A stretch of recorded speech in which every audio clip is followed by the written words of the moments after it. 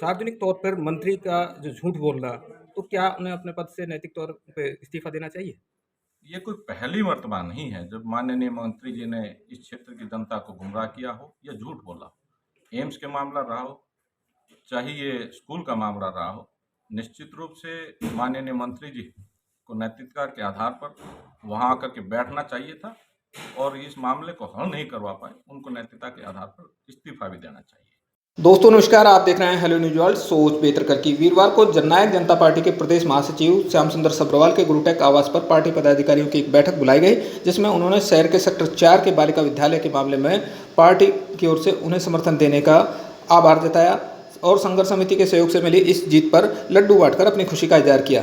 उन्होंने दावा किया कि अगर 24 जून तक सरकार की ओर से एनजीओ को दी गई लीज रद्द नहीं की जाती तो जजपा पुनः आंदोलन की राह पर चल पड़ेगी। उन्होंने जन स्वास्थ्य मंत्री पर सार्वजनिक रूप से झूठ बोलने पर नैतिकता के आधार पर अपने पद से इस्तीफा देने की मांग भी की। आप देखिए हमारी ये रिपोर्ट। आप हमारी खबरों को लाइक और शेयर करना नहीं भूलें और इस चैनल को आज ही सब्सक्राइब कर लें। देखते रहिए हेलो न्यूज वर्ल्ड, सोच बेहतर कल की। क्या कुछ कहेंगे इसको लेकर, जिस तरीके से लंबा विवाद चला धरना प्रदर्शन में?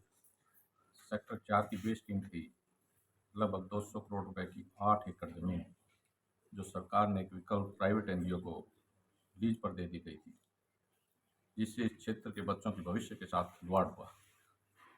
इस क्षेत्र के लोगों ने एक संघर्ष समिति बनाकर उसके खिलाफ आवाज उठाई और जननायक जनता पार्टी के सारे साथी शुरू के दिन से, जिस दिन ये तालाबंदी हुई उससे लेकर के अंतिम क्षण क्षण तक इस संघर्ष में सहयोगी रहे।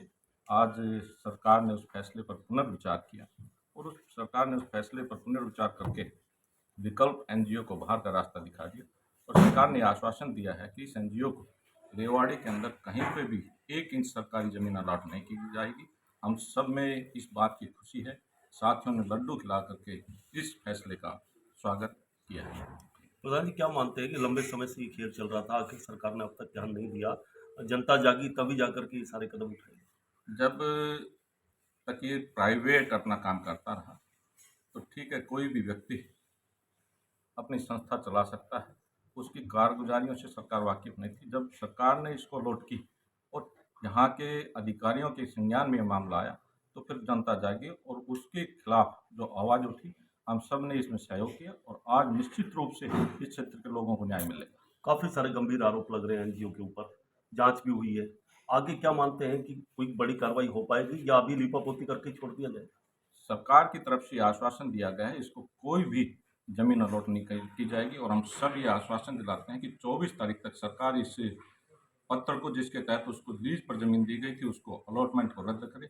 नहीं तो फिर हम उसी भाव से इस क्षेत्र की जनता के साथ और संघर्ष समिति के साथ खड़े होकर के इस न्याय की लड़ाई लड़ेंगे और इसमें जीत मिलेगी। सुपर 100 को लेकर भी अनेक सवाल उठ रहे हैं, बच्चों की पढ़ाई को लेकर के, शिक्षा को लेकर, क्या मानते हैं कितना उचित है, कितना नहीं? इसमें ये कोई शक नहीं कि ऐसे बच्चे जो दूसरी संस्थाओं में पढ़ करके अपना परिणाम अव्वल दर्जे का लेकर के आए, उनका नाम इस्तेमाल करके इसने सुपर 100 शब्द का इस्तेमाल किया। ये पूर्णतः झूठा है, ठग है। जनता के सामने इसकी सच्चाई आ चुकी है। जनता जागी, लोग इकट्ठा हुए, विभिन्न संगठन आए, सभी राजनीतिक दल दिखाई दिए, जजपा ने भी महत्वपूर्ण भूमिका निभाई। भाजपा की तरफ से जो सत्तारूढ़ दल है, कोई बड़ा नेता या चेहरा नजर नहीं आया क्या? जी मलखान जी, विवादित मामला था स्कूल का जो है, अभी जिस तरीके से धरना प्रदर्शन खत्म हुआ, जेजेपी की भूमिका पर क्या कहेंगे? जेजेपी के जितने भी हमारे सीनियर साथी थे, चाहे जूनियर साथी थे, सभी ने एकजुटता के साथ, पूरी ताकत के साथ, शुरू वाले दिन से आखिरी दिन तक, जब तक सरकार ने हमारी मांग नहीं मानी, तब तक पूरी ताकत के साथ हम संघर्ष समिति के साथ खड़े रहे और हमने अपनी मांग मनवा करके ही हम पीछे हटे। इसी खुशी में आज सभी को लड्डू खिलाए हमने और इसी खुशी के कारण हमें बड़ी खुशी है कि भाई बच्चों के लिए न्याय हुआ है। और क्या कहेंगे, जिस तरीके से मामला ये सुलझा है, कई दिनों तक विवाद चला? हमें जैसे पता लगा जेजेपी पार्टी ने, हमारे सब पदाधिकारियों ने यही फैसला लिया संघर्ष समिति के साथ में, और आगे भी अगर इनको सरकारी कहीं की जमीन अलॉट होगी तो जैसे संघर्ष समिति के साथ मिलकर इनको वहां से भी खरीदने का काम करेंगे। इन्होंने हमारे इलाके के बहुत सारे बच्चों का भविष्य खराब किया।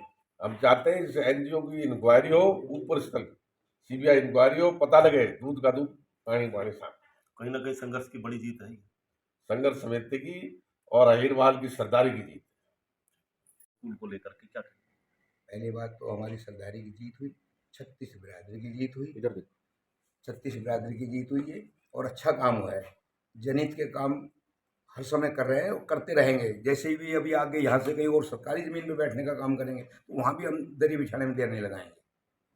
नहीं, सरकार आपकी और आपकी सरकार के खिलाफ दरी नहीं, बिछाई। सरकार ने तो फैसला दे दिया, इसको खाली करवा दिया यहाँ से।